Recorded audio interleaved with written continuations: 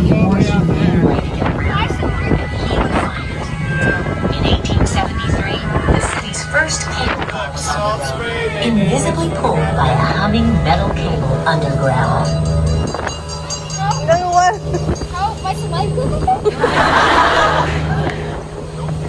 Now look ahead. We're coming to another historic site. At the Brick Fortress at the foot of the Golden Gate Bridge.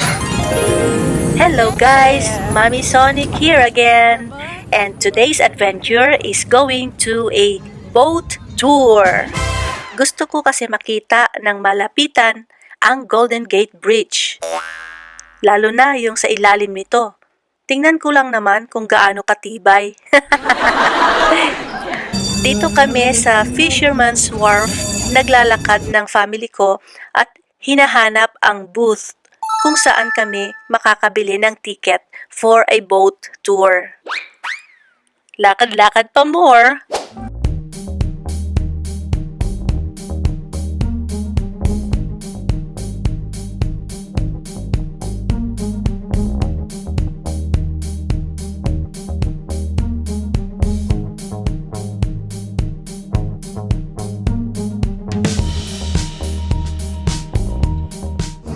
He wants to show that he can jump. Wow!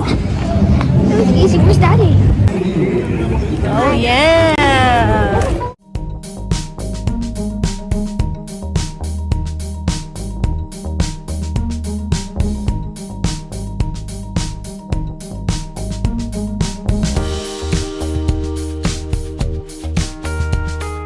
Ang next schedule is 1 hour wait pa.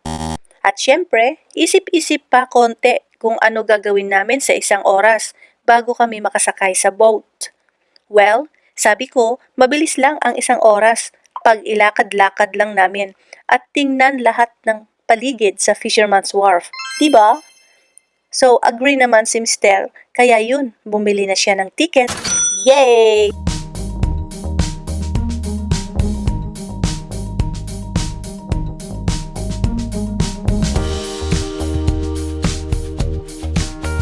A few moments later.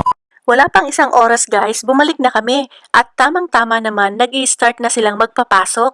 Good timing. Napaka-efficient talaga nila dito pagdating sa schedule.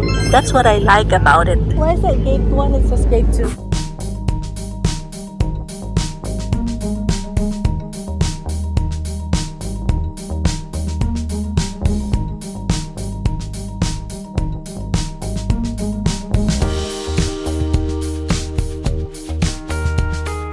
Feel na feel ko talaga yung saya at excitement ng anak ko guys. Kasi first time niya itong sasakay ng boat. As a mother, it is an incredible feeling to witness your child's happiness as they experience something new in their life. The joy of their first time adventures will remain cherished memories. And syempre, as a mom, I want to be a part of every moment. Syempre, hindi tayo magpapahuli. Ladies and gentlemen, good afternoon. Welcome aboard the Royal Prince of the Red White Fleet. We're glad to have you on board today. As we embark on our start to take action, This is outside the attention to the safety aspects of that migration. We'll be at the Oakland San Francisco Bay. It can get quite rolly out there, especially in the so, taking speed through, taking harbor and also, please refrain from running on the decks. You might want to tighten up your hat. In those decks with the red shirts on, we have Evan and Andrea. We'll also be happy to take pictures or answer any questions for you. And the flag in the bar behind, and the back of the boat behind the bar. Make sure you visit Heather and maybe sample one of her special mimosas or Bloody Marys for the trip. My name is Mike, the captain. Thanks, and we'll be departing shortly. Is your hat tight enough? Alright.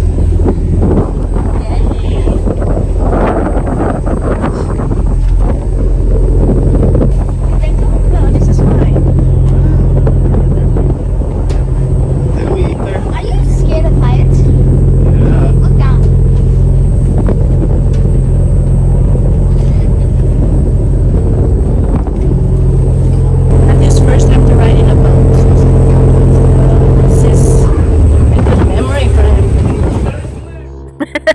may sinesenyas yung asawa ko. Naintindihan niyo ba guys? I think sabi niya maglakad daw kami doon pababa. Mas gusto niya doon sa baba. Kasi I'm sure umiral na naman yung pagka-conscious niya kasi maraming tao dito sa top deck. Sige na nga, baba na tayo guys.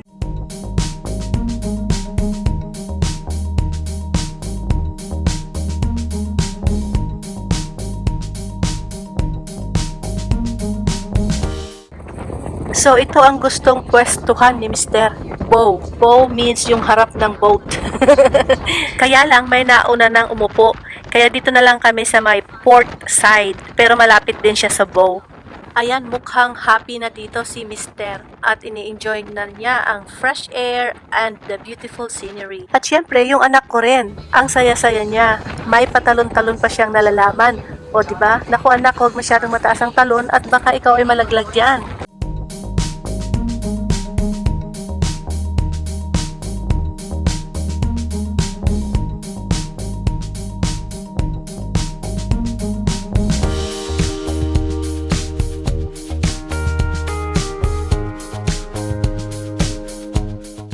Presidio means military fort in Spanish. It was a military fort all the way back to Pasensya na guys sa microphone ko. Masyadong mahangin kasi wala pa tayong budget para sa magandang microphone. Golden Gate. The opening to the bay was called the Golden Gate long before there was a bridge. Spanish ships sailed by this opening. He decided there had to be a more humane way to get around, and he would find it. In 1873, the city's first cable car was on the road, invisibly pulled by a humming metal cable underground. How? My survival?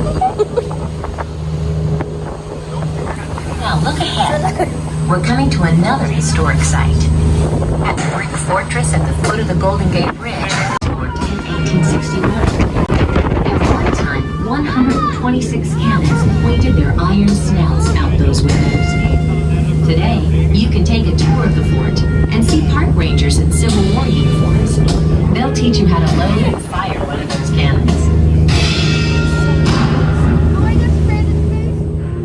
As you can see guys, we are now approaching the Golden Gate Bridge. Popular ang bridge na yan at dinadayo ng maraming turista. Dito yan sa San Francisco, California, the Golden Gate Bridge. Now, we are sailing up close and passing under the bridge was an amazing experience para sa akin that made me appreciate how talented people are to build such a beautiful bridge.